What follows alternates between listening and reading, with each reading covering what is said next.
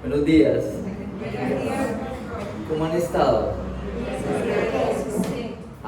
Muy bien, gracias a Dios.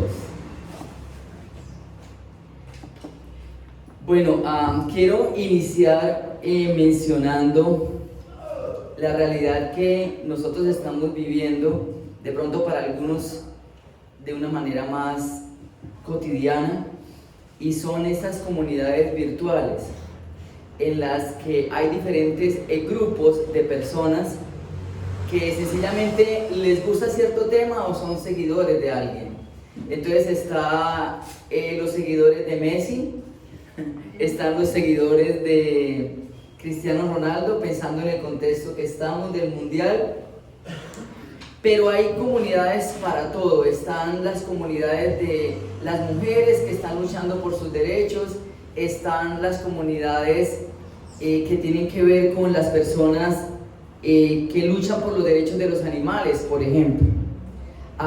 Y hay diferentes tipos de comunidades. Pero pensando en nosotros somos una comunidad. Nosotros somos la iglesia, somos el pueblo de Dios. Amén. Amén. Y en algunos casos esas comunidades virtuales tienen claro el propósito, en otros casos como que no está muy claro. Pero es importante que nosotros reconozcamos cuál es nuestra identidad, pero también con base en esa identidad saber cuál es el propósito que nosotros tenemos por esa identidad de ser el pueblo de Dios. Entonces yo quisiera preguntarles, que ustedes me dijeran cuál es el propósito que nosotros tenemos como pueblo de Dios. Los quiero escuchar. Si a usted alguien le pregunta, venga, ¿y usted que es evangélico? ¿Usted que dice que es creyente y que sigue a Cristo y todo eso? ¿Cuál es el propósito que ustedes tienen con todo esto de reunirse y con todo esto de leer la Biblia y de orar y todo eso? ¿Usted qué le respondería? Anunciar la Cristo de la fiesta de la Ok, gracias. Llevar el evangelio a otras personas. Llevar el evangelio a otras personas. Hacer la salvación para el pueblo. Ok, buscar la salvación de las personas. Ajá, ¿algo más? Orar por los enfermos. Orar por los enfermos, muy bien. Ser como un fogón lleno de tizones encendidos. Ser como un fogón, ok, muy bien. Y cantando ardiendo en fuego, mi alma está, algo así, ¿cierto? Esa sería como la canción lema de ese grupo. Ok, muy bien. ¿Algo más? Agradecer a Dios por todo lo que nos da.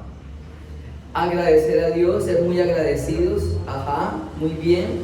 ¿Algo más? Yo diría que nuestro propósito acá en la tierra es, Dios nos manda para conocer de Jesús. Ajá. Y aparte de conocer a Jesús, reflejar a Cristo en nuestras acciones, en nuestro actuar, en nuestro diario vivir.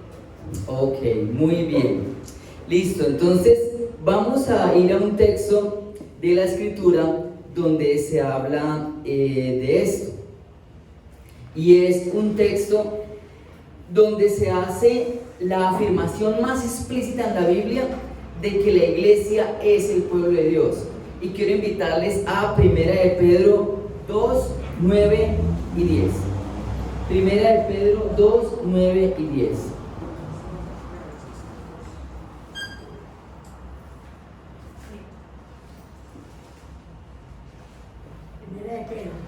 Sí, 1 de Pedro 2, capítulo 2, versículos 9 y 10. Ese es un texto que ustedes ya conocen, que creo que muchos se saben de memoria. Lo estás colocando desde Reina Valera, ¿sí? Ok, leámoslo desde acá. Y ustedes, yo sé que la mayoría se sabe al menos el versículo 9. Al menos la primera parte del versículo 9, que es uno de los textos que más nos encanta a nosotros como cristianos. Mas vosotros sois linaje escogido, real sacerdocio, nación santa, pueblo adquirido por Dios, para que anunciéis las virtudes de aquel que os llamó de las tinieblas a su luz admirable. Vosotros que en otro tiempo no erais pueblo, pero que ahora sois pueblo de Dios, que en otro tiempo no habías alcanzado misericordia, pero ahora habéis alcanzado misericordia. Y en este texto se hace la afirmación más explícita en el Nuevo Testamento de que la iglesia es el pueblo de Dios. Usted dice, sí, amén, gloria a Dios, pues somos el pueblo de Dios. Sí, pero en ese contexto, decirle a un judío que él ya no era el pueblo de Dios, sino que ahora este movimiento como tan raro y revolucionario de los cristianos son el pueblo de Dios, y que ahora la pertenencia al pueblo de Dios no es por ser parte de Israel, por ser parte de los judíos, sino que ahora el ingreso a ser parte del pueblo de Dios es por el hecho de aceptar el sacrificio de Cristo en la cruz y reconocer que Él ha resucitado. En ese momento eso era algo revolucionario, y yo quiero que profundicemos un poco en el significado de todo esto para lo que nosotros entendamos lo que significa de que somos el pueblo de Dios, y como tal, cuál es el propósito que nosotros tenemos como creyentes. Y yo escogí esta canción porque esa canción habla de que somos el pueblo de Dios, y habla también de cuál es el propósito que nosotros tenemos. Y si hay una época donde nosotros debemos recordar nuestra identidad, es ahora. Aunque suene contradictorio, en Navidad nosotros tenemos y enfrentamos diferentes desafíos, y ustedes como iglesia, como parte del pueblo de Dios, este año cumplieron ¿cuántos años? 17. Y ese fue un tiempo de celebración, de dar gracias al Señor por lo que Él ha hecho durante todo este tiempo, y cómo nos ha sostenido a pesar de todas las circunstancias difíciles, a pesar de una pandemia, a pesar de todo lo que ha implicado esto, cómo Él proveyó, cómo Él ha sido fiel y ha venido trayendo a las personas al Señor. Pero también es un tiempo para ser desafiados, porque de hecho en este momento estamos viviendo diferentes desafíos.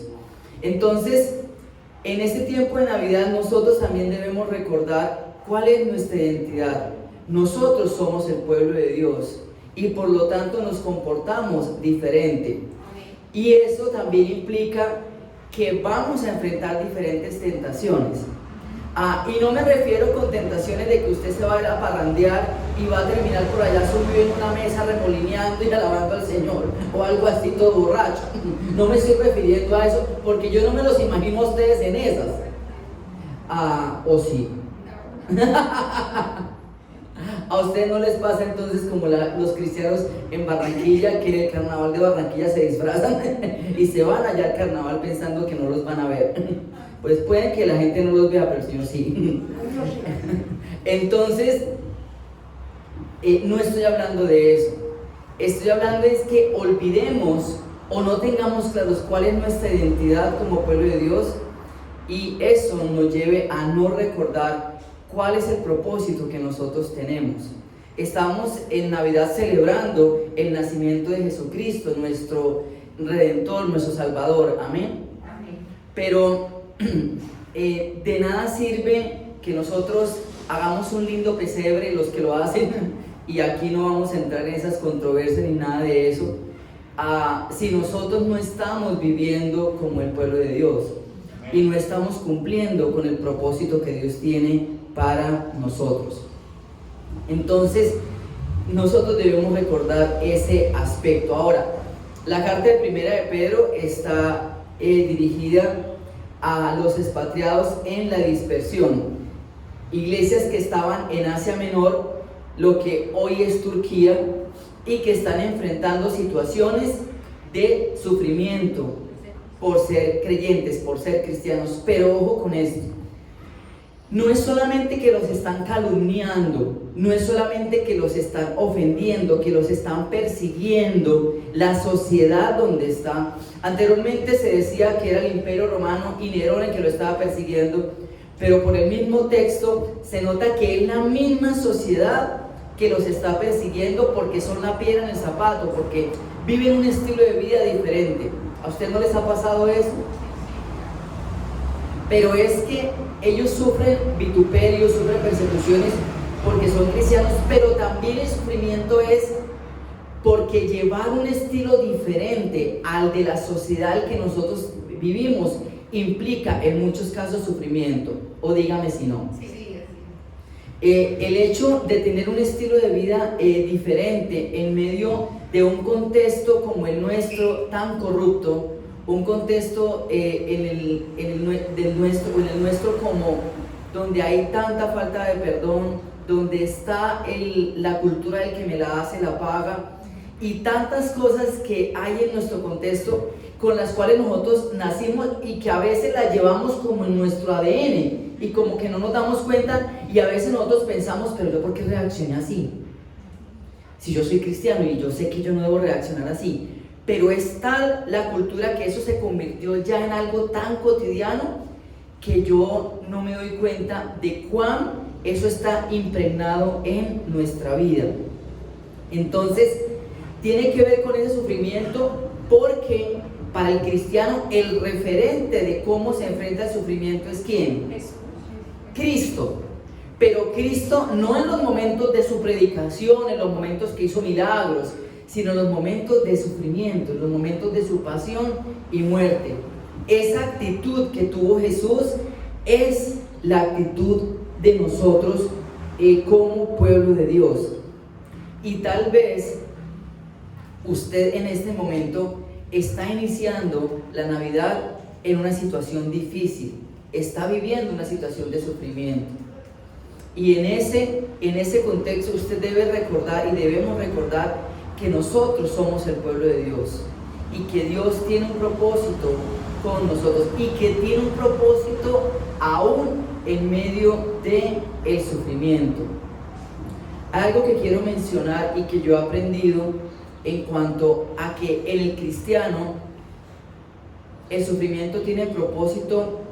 ¿Por qué? Porque yo me he dado cuenta que hay situaciones en mi vida que yo he enfrentado y que en ese momento yo no entendía por qué. Y de hecho no entendía por qué Dios las había permitido, si Dios tenía todo el poder para de alguna manera evitármelas, pero Dios las permitió. Y me di cuenta que muchas veces Dios permite que pasemos situaciones difíciles para que nosotros podamos acompañar a otras personas, para que nosotros podamos sentir y experimentar el dolor que es perder a un ser querido y poder acompañar a aquellas personas que están viviendo situaciones de duelo y que en el contexto que estamos viviendo han sido muchas, o enfrentar una situación de salud, o enfrentar una situación de depresión, o enfrentar una situación compleja de alguien que nos traicionó. Bueno, podríamos decir diferentes situaciones, ¿no? Y hablar de ellas, pero el Señor nos permite a veces enfrentar esas situaciones para que nosotros aprendamos de ellas y podamos acompañar a otros en eso. Amén. Yo me imagino que el pastor tendrá muchísimos testimonios y muchas situaciones en ese sentido. Para mí, una de las situaciones más difíciles de enfrentar es cómo acompaño a una persona que ha perdido un ser querido. Para mí es muy difícil y yo la verdad no sé qué decir, porque a veces esa frase de yo te acompaño suena tan trillado y yo digo, la verdad, yo no puedo experimentar el dolor que esa persona está enfrentando. Yo lo único que me he dado cuenta que es estar ahí, estar al lado de la persona y estar orando para que el Señor llegue donde yo no puedo llegar, llegue donde mis palabras no pueden llegar, porque es solamente Él el único que puede llegar a lo profundo de nuestro corazón y darnos el ánimo, la esperanza, el consuelo, que la paz, la tranquilidad que solamente Él puede dar en medio de esas situaciones. Entonces, no sé si a lo que me refiero, ¿cierto? Y seguramente una persona que haya perdido un ser querido muy cercano, seguramente puede acompañar mejor a otra persona, ¿cierto? Entonces, con base en todo esto, lo menciono porque esas personas están sufriendo por ser cristianos y nosotros también enfrentamos sufrimientos por ser cristianos, de parte y parte, porque en algunos casos nos persiguen, pero también por el hecho de vivir como cristianos, en algunos casos eso nos duele, nos causa sufrimiento, el hecho de vivir como Cristo. Entonces, el título de la predicación es Nuestra identidad y nuestro propósito como pueblo de Dios. Amén. Amén. Nuestra identidad y nuestro propósito como pueblo de Dios. Y acá el autor, después de que menciona que Jesús es esa piedra angular de la que hablaba Isaías y el Salmo 110, utiliza esas expresiones. Y a nosotros nos encantan esas expresiones, ¿cierto? De que somos linaje escogido, real sacerdocio, nación santa, pueblo adquirido por Dios. Esa parte nos encanta, pero se nos olvida la segunda parte del texto. Para que anuncien las virtudes de aquel que os llamó de las tinieblas a la luz admirable. O sea, nos encanta eso, que nos digan que somos reyes, que somos sacerdotes, etcétera, etcétera. Pero se nos olvida que eso es por un propósito, que no es, que en cierta medida el propósito no somos solamente nosotros, sino que tiene que ver con otros también. Y voy a mencionar algo acá. Esas no son expresiones que Pedro se inventó, esas son expresiones que estaban en el Antiguo Testamento y que él las toma, que en ese tiempo se dirigían a Israel y ahora se las aplica a la iglesia, para decirles: ustedes son el actual pueblo de Dios, ustedes son el pueblo de Dios. Y otra vez, eso para nosotros decimos sí, amén, gloria a Dios, somos el pueblo de Dios, pero en ese contexto era muy revolucionario y subversivo decir que ya no eran los judíos el pueblo de Dios, que ahora era la iglesia, y peor aún, que de ese pueblo de Dios ahora los gentiles formaban parte, es decir, los que no eran judíos, es decir, nosotros.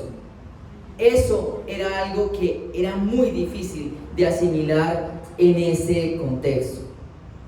Entonces, allí vamos a ver algunos textos de donde surgieron esas expresiones. Miremos un momentico Éxodo 19, 4, 6. No pierda primera de Pedro. Y ojo, yo voy a Éxodo 19, 4, 6 porque se van a dar cuenta que esas expresiones que Pedro está utilizando en primera de Pedro 2:9 no se las inventó él, sino que vienen de textos como Éxodo 19. ¿Me hago entender? Por eso es que estoy yendo allá, porque eso nos ayuda un poco a entender esta parte. Éxodo 19, 4 al 6.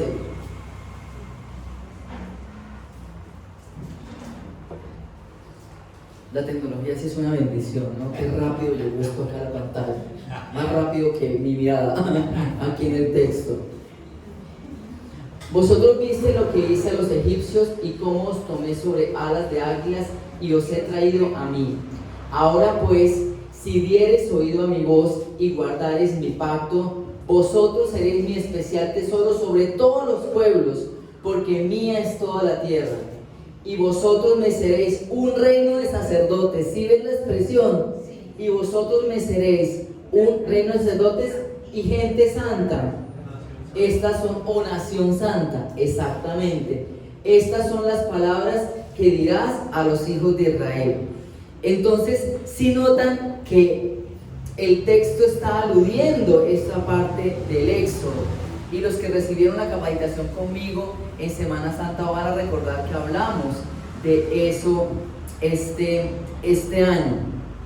Entonces, aquí hay algunos conceptos que me parecen muy importantes que nosotros tengamos claros. Aquí el autor, en este caso Moisés, está hablando de cómo el Señor rescató a aquellos que estaban esclavos en Egipto y los libera de esa situación de sometimiento a los egipcios. Pero en ese contexto se deja claro que esa liberación que el pueblo recibió se dio por la intervención milagrosa del Señor. que tuvo como su punto culminante el hecho de que el Señor abre el mar rojo en dos y el pueblo pasa y los egipcios que los venían persiguiendo perecen. Ese fue el punto culminante. Pero ¿qué está ocurriendo acá? Resulta que, ¿recuerdan todo lo que se menciona de las 10 plagas? Sí. Y allí, ¿qué está dándose? Se está dando una concepción que tiene el faraón diciendo: este pueblo, estos son esclavos y me pertenecen a mí. Ajá, y por eso yo no los voy a dejar ir, no los voy a liberar, porque ellos me pertenecen, son mi pueblo. Pero ¿qué pasa? El Señor le está mostrando al faraón: no, ellos no le pertenecen a usted, ellos me pertenecen a mí. Y aquí yo tengo que hablar del concepto de redentor. En el Antiguo Testamento las cosas se podían redimir, es decir, pagar un precio para liberar esas cosas o esas personas.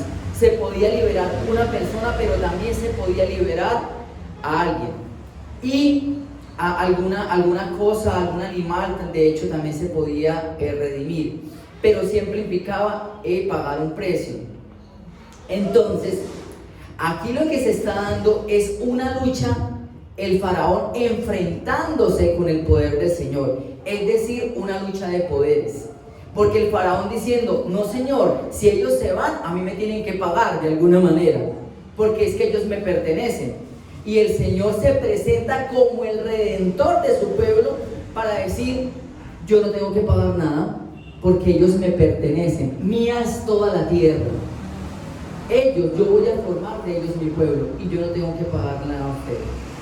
Y por eso se da la situación con el faraón, con las 10 plagas. Y recuerdan que decía que como que el corazón del faraón cada vez se endurecía más, como queriéndose enfrentar más con Dios para mostrarles que ellos me pertenecen. Y recuerden que en ese contexto el faraón es Dios, así se concebía él. Entonces este Dios de estos israelitas, este no es el Dios verdadero, yo soy el Dios verdadero. De alguna manera es como lo que se está dando ahí, esa lucha de poderes allí. Y el Señor lo que le está mostrando a él es que él es Dios por encima de faraón, que se cree Dios. Y con todas las plagas él le está mostrando su poder, y que tiene como punto culminante la liberación de la esclavitud. Y ese es el concepto básico de redención: liberar de la esclavitud. Pero lo que el texto enfatiza es que el Señor se presenta como redentor y Él es el que obra para que el pueblo sea libre. ¿Qué hizo el pueblo para ser libre? Nada. Moisés lo único que hizo fue obedecer lo que Dios le dijo: levante la vara, toque y el mar se va a abrir. Y exactamente así ocurrió. Todo fue por la misericordia, todo fue por el obrar milagroso de el Señor. Y el Señor es el que toma la iniciativa de hacerlo su pueblo, no son ellos. Él es el que toma la iniciativa y se presenta como el redentor de ellos para liberarlos de la esclavitud que ellos tenían. Ahora, entonces, esa redención se da no porque ellos fueran más especiales que otros pueblos, simplemente porque Dios soberanamente los quiso liberar y quiso hacer de ellos un pueblo. Y aquí nosotros debemos recordar que nosotros somos parte del pueblo de Dios, amén. Amén.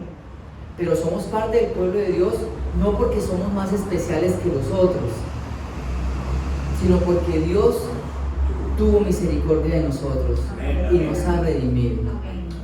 Amén. Amén. Eso es muy importante que nosotros lo tengamos en cuenta. Entonces, esas expresiones están dadas para recordar que ellos entonces son el pueblo de Dios, pero son un pueblo de Dios que ingresó sencillamente por la intervención milagrosa de el Señor. Y aquí esto va en la línea y Paula, volvamos a 1 Pedro 2:10. Quiero mencionar dos aspectos del primer punto de la enseñanza. Nuestra identidad de ser pueblo de Dios, ¿sí? Y esa identidad tiene que ver con que somos el pueblo de Dios por la misericordia de Dios. Y el texto lo menciona de manera explícita. Vosotros que en otro tiempo no erais pueblo, pero que ahora sois pueblo de Dios, que en otro tiempo no habíais alcanzado misericordia, pero habéis alcanzado misericordia. Nosotros somos el pueblo de Dios porque un día la misericordia de Dios nos alcanzó. Amén. Amén. Amén. Y eso no se nos puede olvidar a nosotros. Nosotros en este momento podemos ser el pueblo de Dios sencillamente por la misericordia de Él. Lo que hizo que nosotros pasáramos de no ser pueblo de Dios a ser pueblo de Dios, sencillamente fue la misericordia de Dios. No es Sandro, el hijo único consentido, que normalmente pensaba que el mundo giraba en torno a él. Entonces, que todo pasaba era porque yo era un Sandro muy bueno. No, eso no es así. Si yo en este momento formo parte del pueblo de Dios, es porque Dios tuvo misericordia de mí.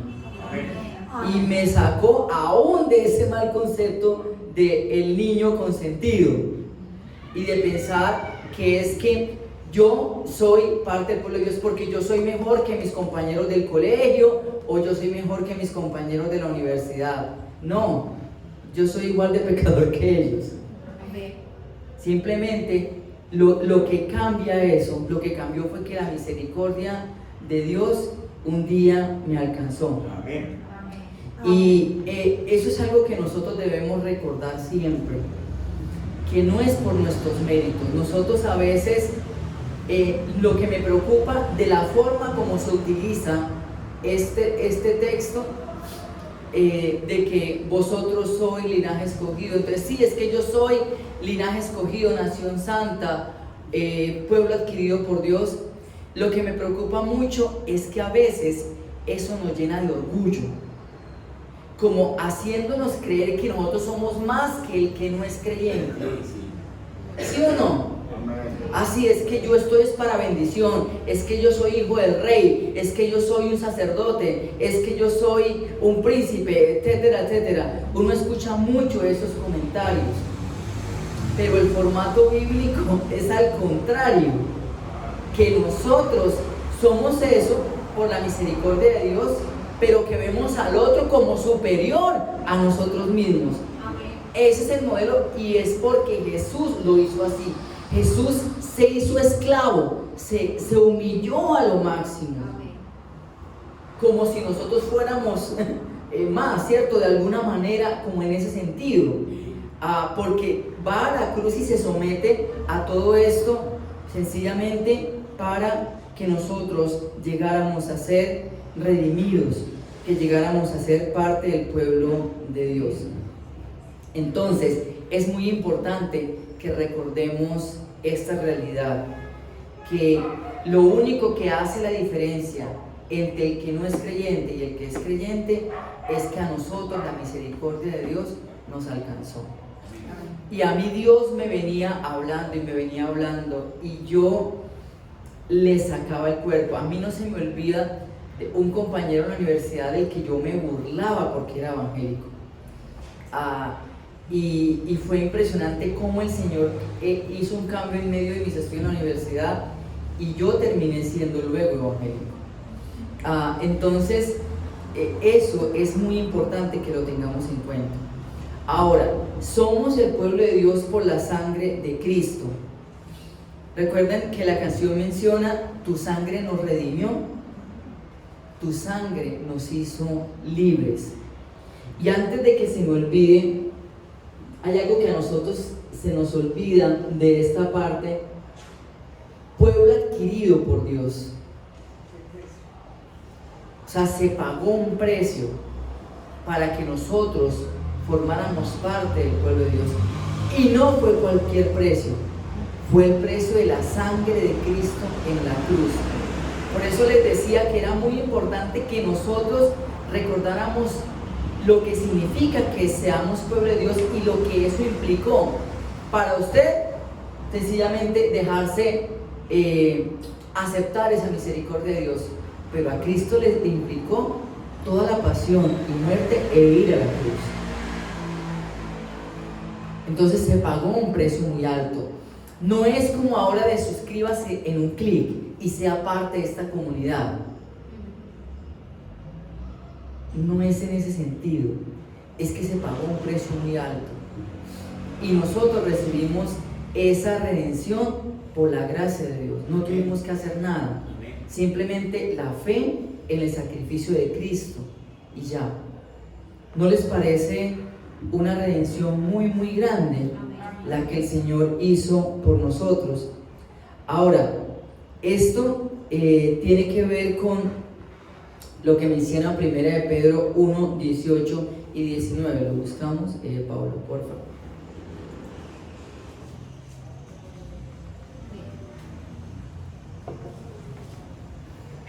Sabiendo que no fuiste rescatados de vuestra vana manera de vivir, la cual recibiste de vuestros padres, no con cosas corruptibles como oro o plata, sino con la sangre preciosa de Cristo, como de un cordero sin mancha y sin contaminación. Este texto hace referencia a Isaías 52:3, donde hay una promesa de redención. El Señor le dice al pueblo: yo los voy a redimir. Y dice que no por oro o plata. Entonces quedó la pregunta: ¿y entonces cuál va a ser el precio?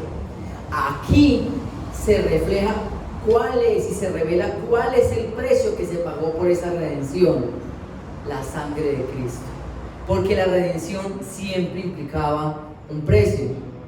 Y aquí queda explícito: fue la sangre de Cristo lo que los liberó, pero no es de una esclavitud física, sino es de una liberación de la esclavitud del pecado, que era el principal problema de el ser humano y de nosotros como seres humanos.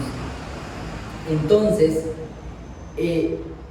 aquí el Señor está mostrando que en la cruz se está dando un hecho más portentoso que lo que pasó en Egipto. ¿No dijeron amén? Amén. Cristo en la cruz es un milagro más grande que el cruce del Mar Rojo de los israelitas. ¿O no? Lo que pasa es que nosotros como no lo vemos así como lo muestran en las películas, con esos efectos donde el mar se abre y qué cosa tan impresionante, ¿cierto? Y nos dejamos impactar por eso. Pero lo que está pasando en la cruz es un milagro mucho más poderoso que eso que pasó en el Mar Rojo. Porque es Dios haciéndose hombre, muriendo por el pecado del ser humano y liberándonos de nuestro principal problema, que es nuestro pecado. Ese es un milagro más portentoso que lo que pasó en el Mar Rojo. Que eso no se nos olvide. Por eso es que les digo que a nosotros nos encanta ese versículo, pero no reconocemos lo que implica que yo diga eso. Lo que implica que yo pueda decir es que yo soy linaje escogido, nación santa, pueblo adquirido por Dios. Es que se pagó un precio muy alto por esa redención. Y no digo esto para que nos sintamos culpables. Mi idea no es hacerlos sentir culpables, sino la idea es que reconozcamos que eso se dio porque Dios tenía un propósito con nuestra vida. Y vamos a recordarlo acá, y lo mencionaron a ustedes. Para que, ¿qué dice el texto? Volvamos al 1, ahí, para que anuncie las virtudes de aquel que os llamó de las tinieblas a su luz admirable.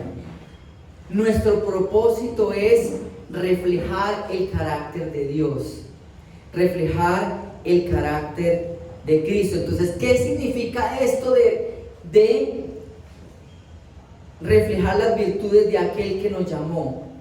No es solamente la proclamación de la salvación por medio del sacrificio de Cristo en la cruz, de que la sangre derramada por Cristo en la cruz nos ha liberado del pecado, sino que tiene que ver con que con nuestra vida nosotros anunciemos que el Señor tiene el poder de liberar al ser humano del pecado, de que el Señor tiene el poder de liberarnos, de que ya no somos esclavos, de que ya podemos vivir como siempre hemos querido vivir, Amén. siendo libres y no esclavos.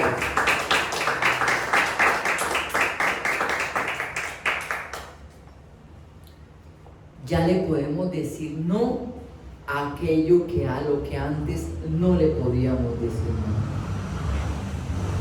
Y ya le podemos decir sí a aquellas cosas a las que antes les queríamos decir sí, pero no podíamos. Si usted habla, no quiero utilizar esto, pero porque no quiero encasillar que el pecado es con eso. Si tú hablas con una persona drogadicta, la persona te va a decir: yo quiero salir de esto, pero yo no puedo. Sí. Y usted seguramente también vivió situaciones de yo quería salir de esto, pero no podía. Yo quería vivir de esta manera, pero no podía.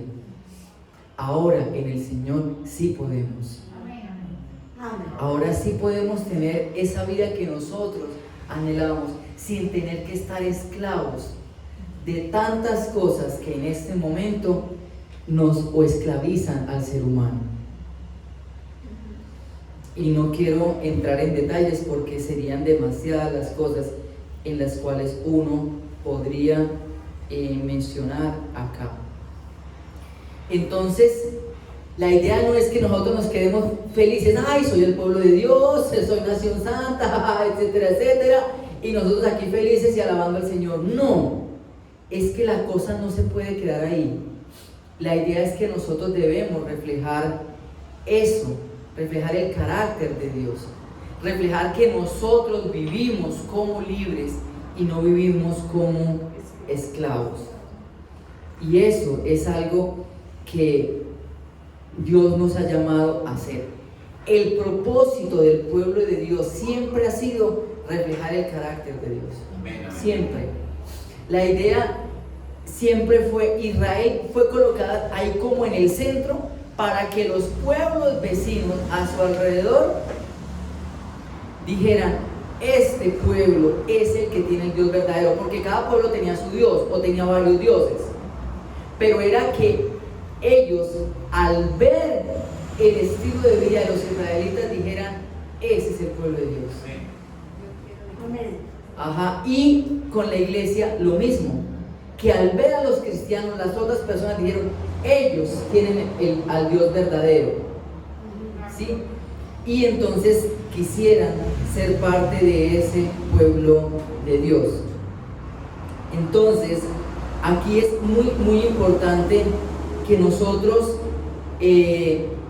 recordemos que ese llamado sigue siendo vigente para nosotros, aún en Navidad. Amén. Amén.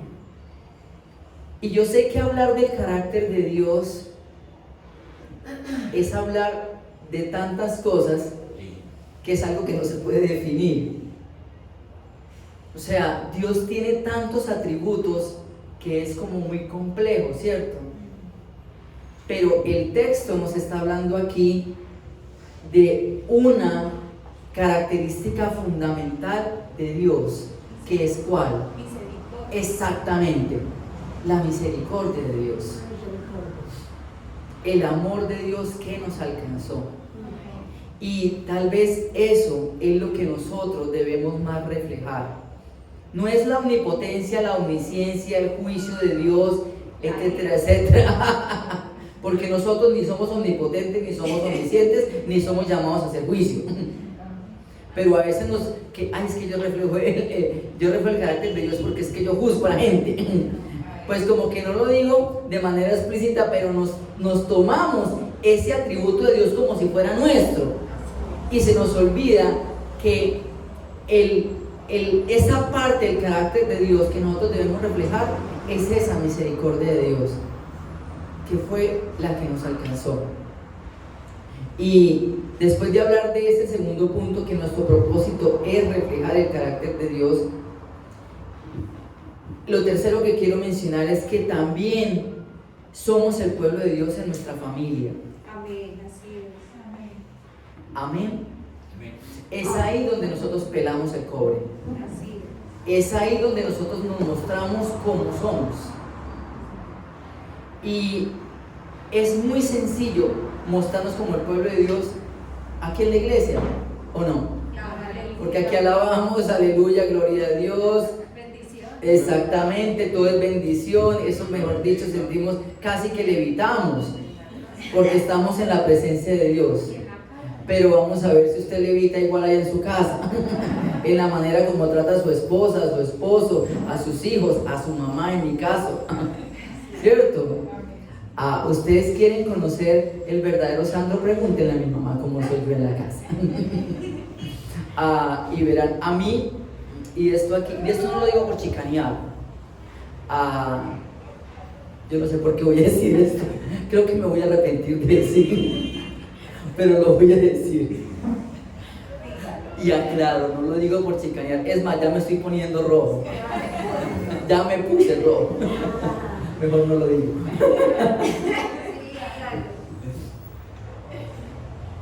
Yo creo que al pastor también le ha pasado eso, yo sé que usted es casado.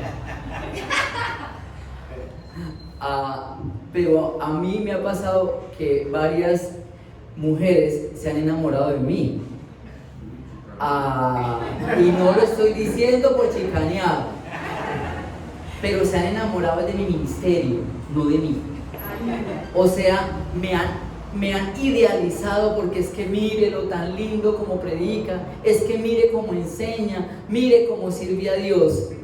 Y yo varias veces le he tenido que decir, pero es que tú estás enamorada de un ideal, tú no me conoces, tú no sabes cómo soy yo realmente.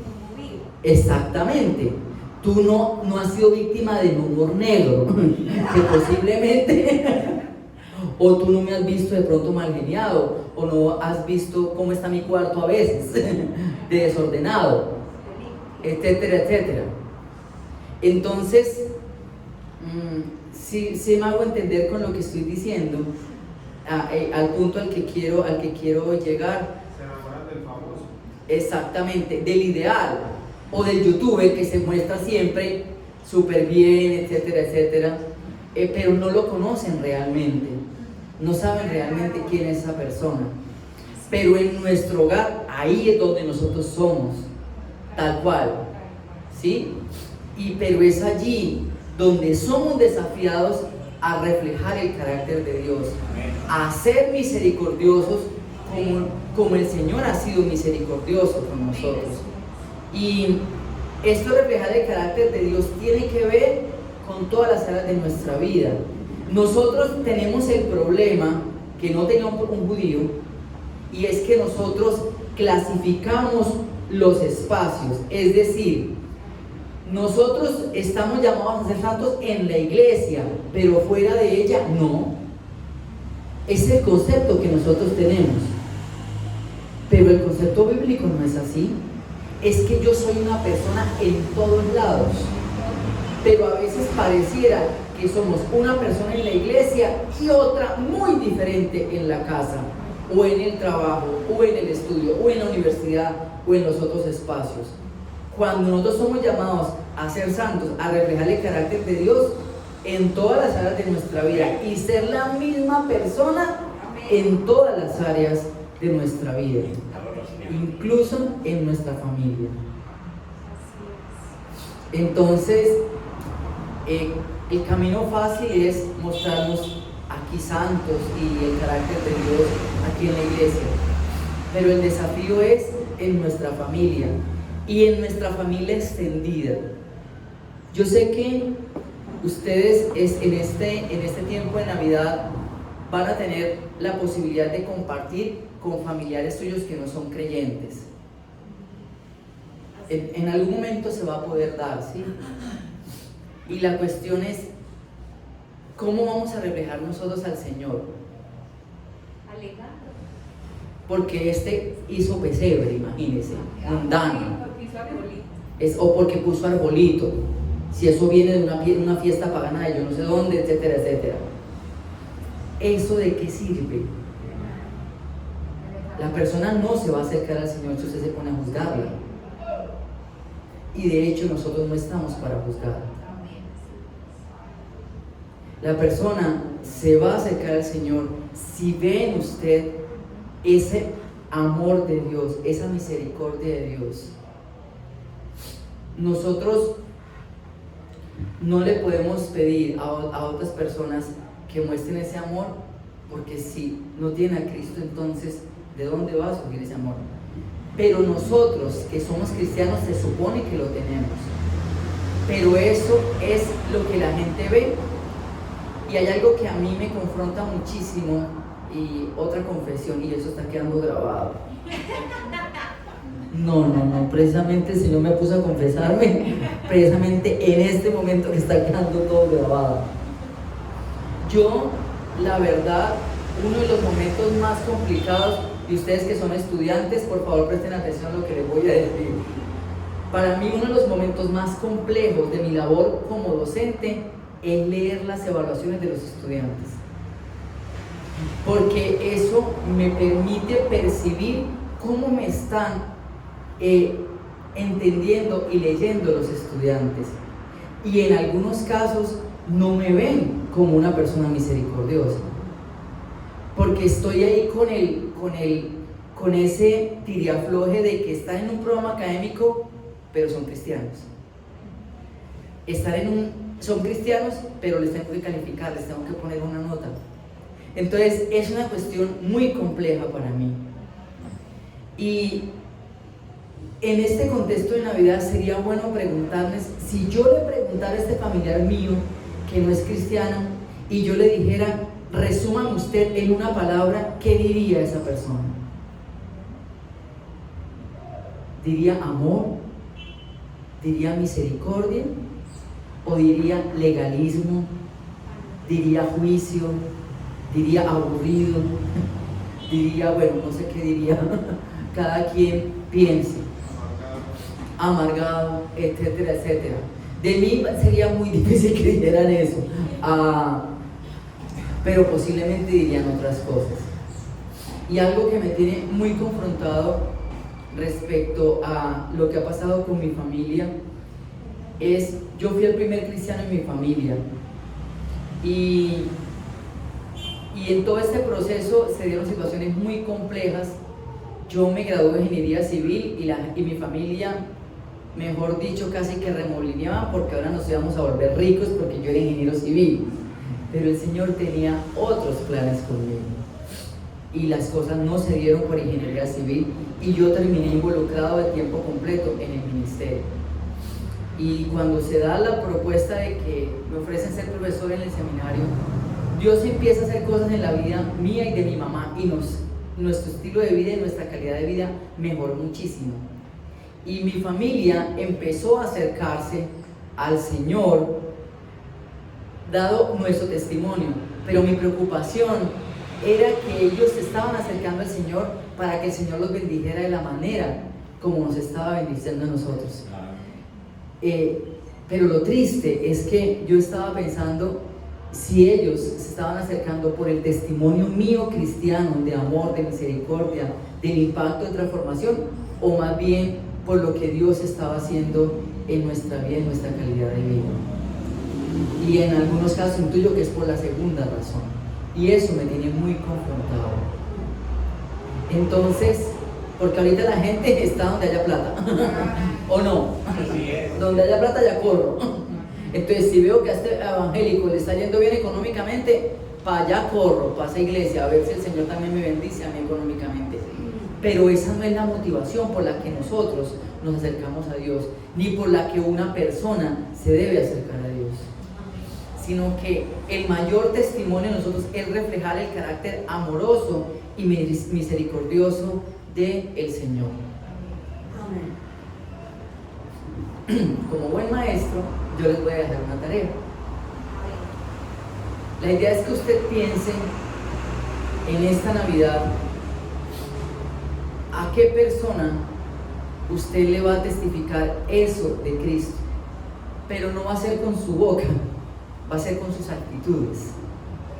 Es decir, a qué persona o en qué contexto usted va a mostrar que el Señor transformó su vida y lo ha llenado a usted de amor y misericordia a otros. Tal vez eso signifique acercarse a una persona que le hizo daño a usted y restaurar esa relación con esa persona.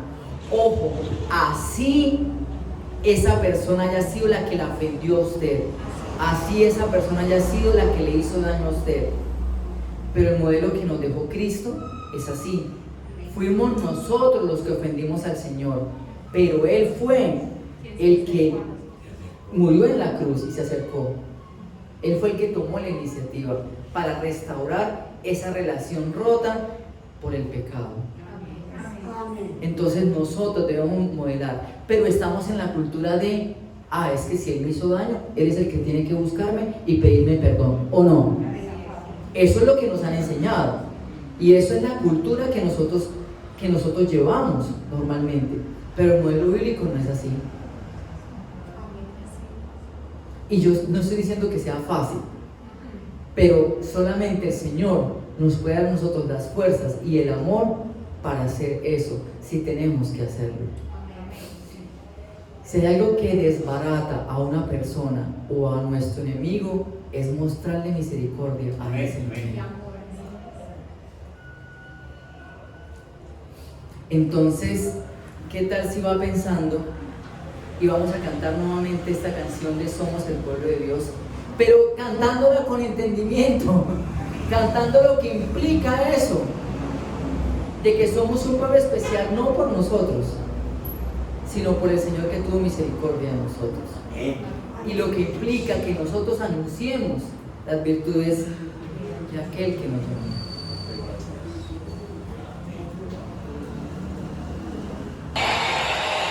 Y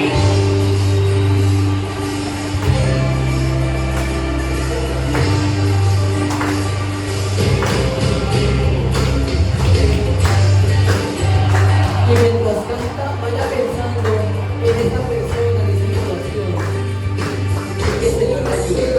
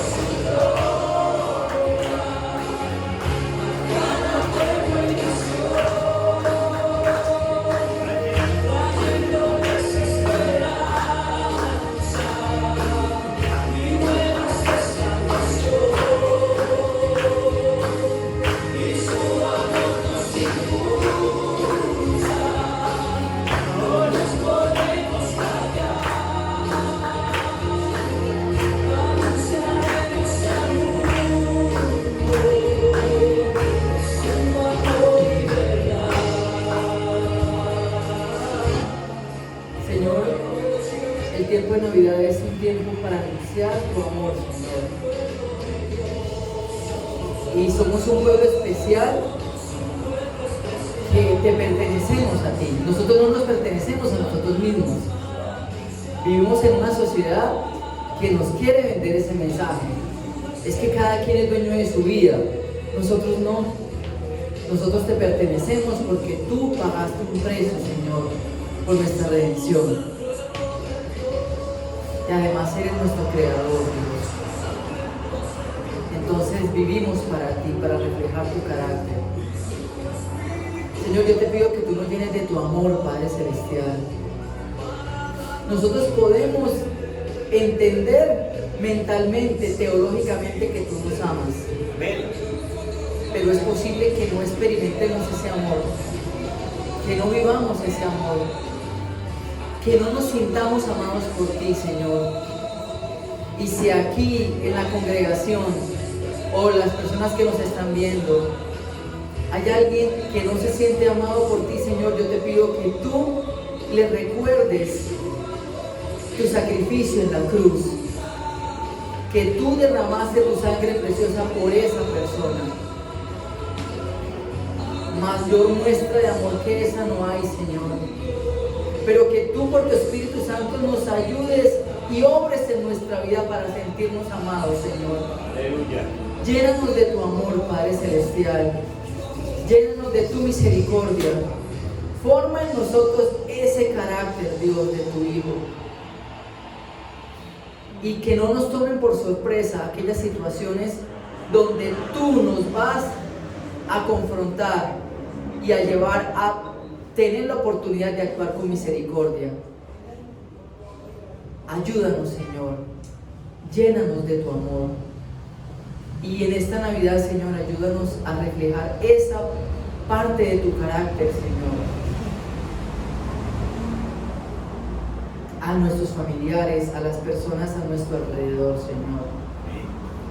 Y si tú nos estás inquietando a alguien aquí a acercarse, a buscar a alguna persona, a tratar de restaurar una relación, dale a esa persona la fortaleza para hacerlo. Llénala de tu amor, Señor, para hacerlo con las motivaciones adecuadas, Señor. Haznos un instrumento para que las personas se puedan acercar a ti, Amén. a tu amor, Señor. Ayúdanos, Dios, y obra de una manera especial. Gracias, Señor.